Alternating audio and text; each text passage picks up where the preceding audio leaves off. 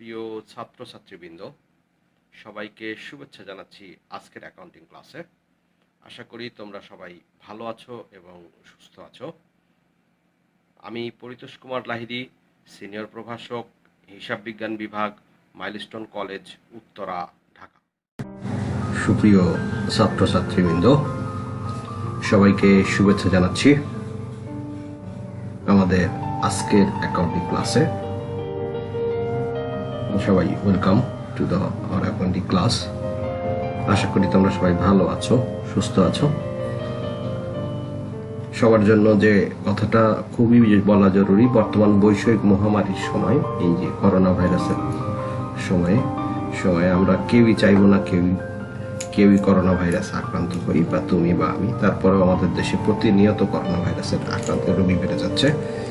যখন আমি তোমার সঙ্গে এই কথাটা বলছি, হয়তোবা আজকে এই সময়ে দেশে সর্বোচ্চ পরিমাণে করোনা রোগী শনাক্ত হয়েছে। তো আমরা চাই না, যে আমি নিজেও চাই না যে এই শনাক্তের পরিমাণটা আরো বাড়ুক, আরো বেশি বৃদ্ধি পাক। আমি চাই এটাই শেষ হোক বা কাল থেকে শূন্য হোক, কিন্তু অবস্থা আসলে ভিন্ন। তো এই পরিস্থিতিতে আসলে আমাদের এখন নিজেদের কিছুই করার নেই, শুধুমাত্র ঘরে থাকা এবং নিজেকে সাপোর্টেড রাখা। যতটা সম্ভব তুমি নিজে ঘরে থাকো এবং চেষ্টা করো একেবারেই বাহিরে না যাওয়ার। যদি একান্ত প্রয়োজনে বাহিরে যেতে হয়, তবে অবশ্যই ওয়েল প্রোটেক্টেড হয়ে বাহিরে যেতে হবে। এর বাইরে আসলে আমাদের আর কিছু করার নাই। তো আমরা এর মধ্যেই আমাদের পড়াশোনা চালিয়ে যেতে হবে। তো আমরা চলে আসতেছি আমাদের আজকের অ্যাকাউন্টিং ক্লাসে। আমি পরিতোষ কুমার লাহিড়ী। তোমরা এর আগেও আমার ক্লাস পেয়েছো, বা এ পর্যন্ত 5টা ক্লাস আমি নিজেই করিয়ে যাচ্ছি, 4টা ক্লাস, আজকে 5ম ক্লাস। তো আমি আমার পরিচয়টা দিয়ে রাখছি। আমি পরিতোষ লাহিড়ী, সিনিয়র প্রভাষক, হিসাব বিজ্ঞান বিভাগ, মাইলস্টোন কলেজ, উত্তরা, ঢাকা। তো তোমাদের সঙ্গে যে বিষয়টা খুবই জরুরিভাবে বলা, যারা প্রথম দিককার ক্লাসগুলো মিস করেছো বা কোনো কারণে দেখোনি বা ইচ্ছা করে দেখোনি, এরকম যে যারা আছো, তারা কষ্ট করে দেখে নিবে। আমি এই ভিডিও ডেসক্রিপশনে আমি অন্য আদার্স ক্লাসগুলোর লিংক দিয়ে দেব। তুমি প্রয়োজন মতো, তুমি তোমার সুবিধা মতো সময়ে হলেও দেখে নিবে এবং আমি প্রত্যাশা করি তুমি দেখবে। এখন বাকিটা তোমার ব্যাপার, তবে তুমি দেখলে অবশ্যই উপকৃত হবে, এ ব্যাপারে আমি শিওর।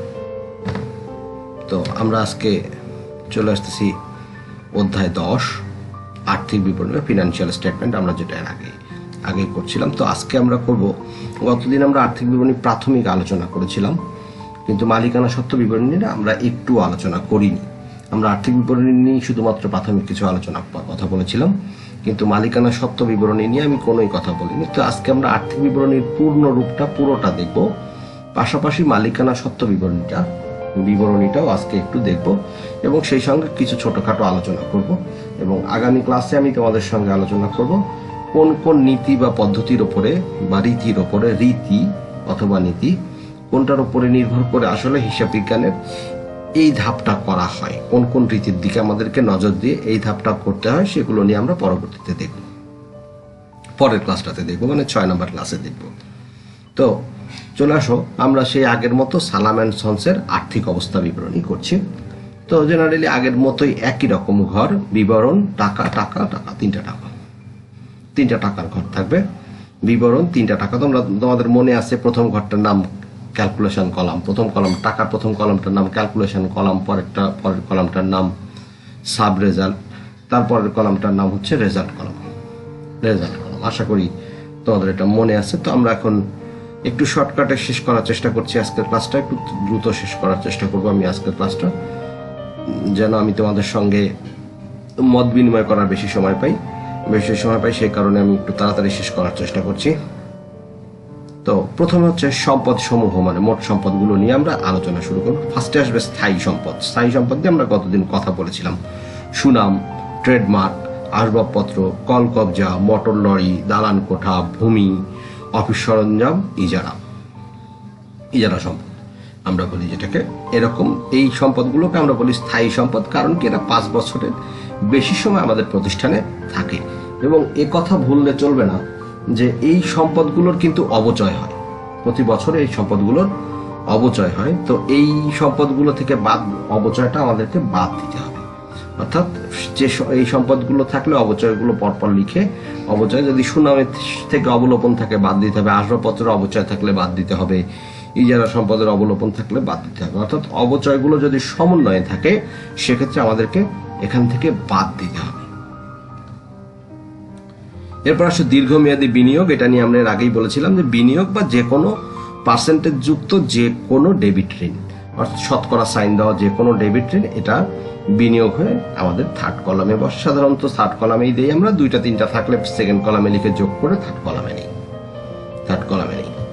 এরপরে আসো চলতি সম্পদ। চলতি সম্পদ নিয়ে আমরা কতদিন কথা বলেছি, নগদ তহবিল, ব্যাংক জমা, প্রাপ্য বিল, অব্যবহৃত মণিহারি, তারপরে প্রাপ্য আয়, অগ্রিম খরচ, সমাপনী মজুদ পণ্য এবং দেনাদার।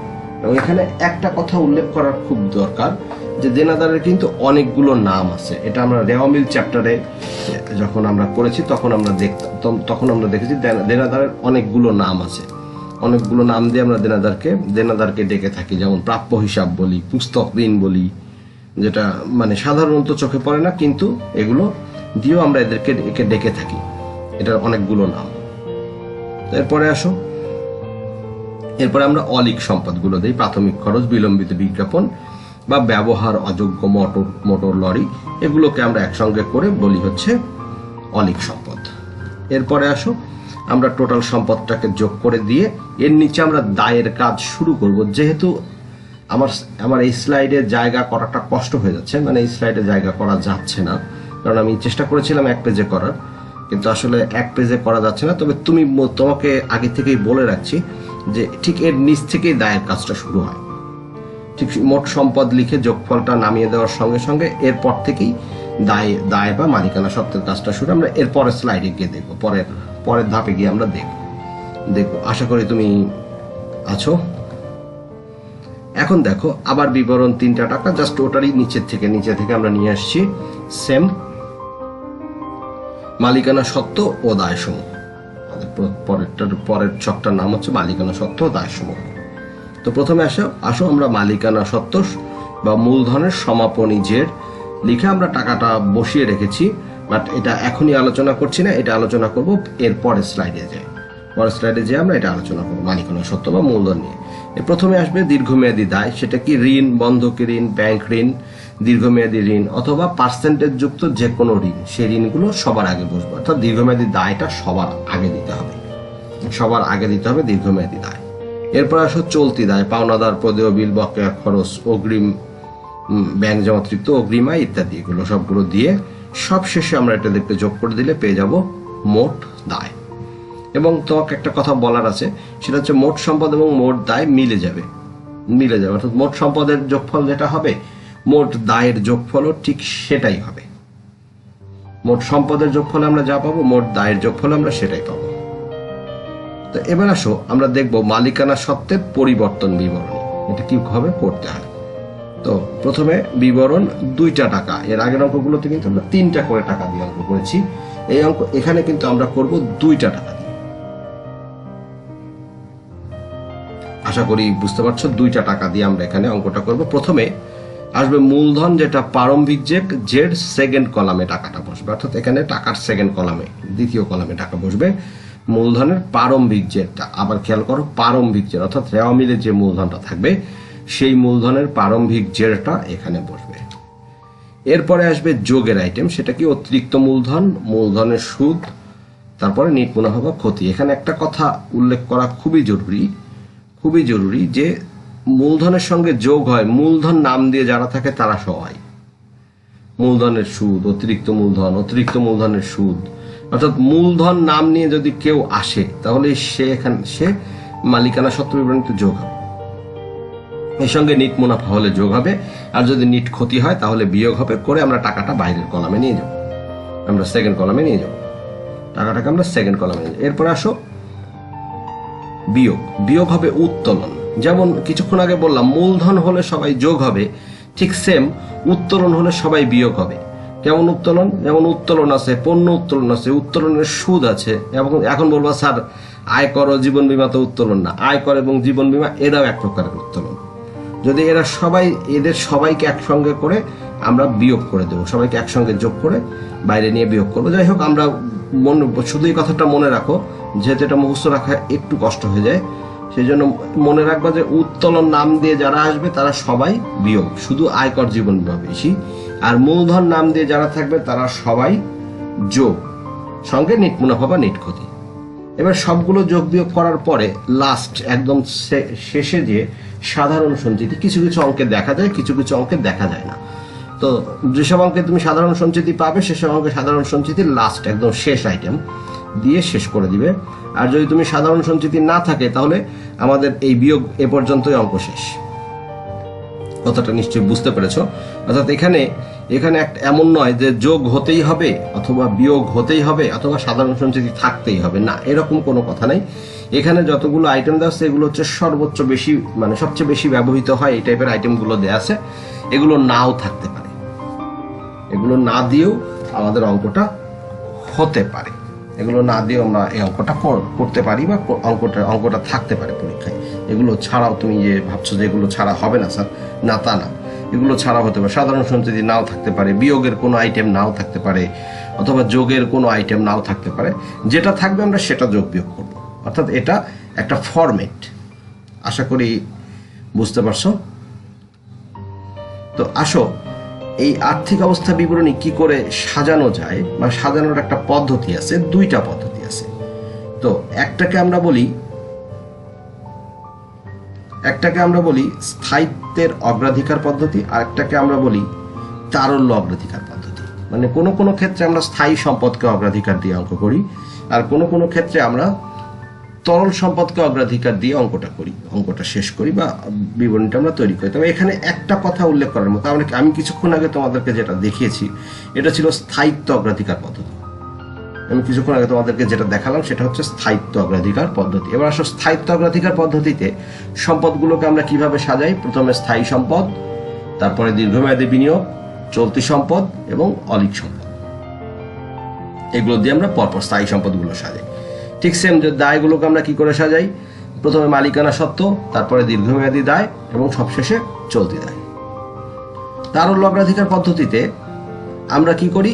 আমরা আগে চলতি সম্পদ দেই, তারপরে দীর্ঘমেয়াদী বিনিয়োগ, তারপরে স্থায়ী সম্পদ, সবশেষে অলিক সম্পদ। আরেকবার দেখে নাও, তারল্য অগ্রাধিকার পদ্ধতি কি হবে? জাস্ট চলতি সম্পদটা সামনে চলে আসবে, তারপরে দীর্ঘমেয়াদী বিনিয়োগ, তারপরে স্থায়ী সম্পদ, তারপরে অলিক সম্পদ। মানে আগের মতো নয়, মানে ওটার জাস্ট উল্টা। আমরা সাহিত্যের ক্ষেত্রে যেটা করি তার উল্টা পদ্ধতি। এবার আসো, তাহলে দায়ের ক্ষেত্রে কি হবে? দায়ের ক্ষেত্রে প্রথমে চলতি দায়, তারপরে দীর্ঘমেয়াদী দায় এবং সবশেষে মালিকানা সত্ত্ব। এভাবে আশা করি বুঝতে পেরেছো যে দুইটা পদ্ধতিতে আমরা সাজাতে পারি। যেহেতু তোমাদের বইতে স্থায়িত্ব পদ্ধতি দেওয়া আছে, স্থায়িত্ব পদ্ধতি অঙ্ক করতে বলা হয়েছে, তো তুমি এটাই ফলো করার চেষ্টা করো। তারপরে দুটোই যেহেতু জানতে হবে, তাই আমি তোমার ক্লাস ওয়ার্কে একটুখানি বাড়ির তারল্য অগ্রাধিকার পদ্ধতিতে আর্থিক অবস্থা বিবরণী সাজাও। অর্থাৎ আমাদের যে ছকটা আছে সেই ছকটা শুধু তারল্য অগ্রাধিকার পদ্ধতিতে তুমি সাজিয়ে দাও। অর্থাৎ আমি যেগুলো আগে দিছি তুমি সেগুলোকে পরে দিয়ে একটা ঘর করে আমাকে দেখাও। আশা করি 5-7 মিনিটের বেশি লাগার কথা না। তো এখন আমাদের হোমওয়ার্কের সময় চলে আসছে। তোমার বইয়ের 164 পৃষ্ঠা একটা অঙ্ক আছে, তুমি একটু দেখবা। ওই অঙ্কে একটা আর্থিক বিবরণী ছক আছে, ওইটা দেখে দেখে তুলবা, আর কিছু লিখতে হবে না। দেখে দেখে তুলে আমাকে পাঠাবা, এটা দেখে দেখে তুলে আমাকে পাঠাবা, আর কিছু করতে হবে না, যা তাহলে অঙ্ক শেষ হয়ে যাবে। জাস্ট তুমি আমাকে ওটা দেখে দেখে তুলে পাঠাবা। তো আজকের ক্লাসের আমরা শেষ পর্যায়ে। তো সবাইকে একটা অনেক বড় ধন্যবাদ এতক্ষণ ক্লাসের সঙ্গে থাকার জন্য। আর যার যার সমস্যা আছে তারা এর ডেসক্রিপশন দেখে তুমি বাকি অঙ্কগুলো, বাকি লেকচারগুলো একটু দেখে নেওয়ার চেষ্টা করবে। আশা করি তোমার কিছু না কিছু উপকার হলেও হবে। তো সবাইকে ধন্যবাদ, ভালো থাকো, সুস্থ থাকো এবং বাড়িতে থাকো। Thank you.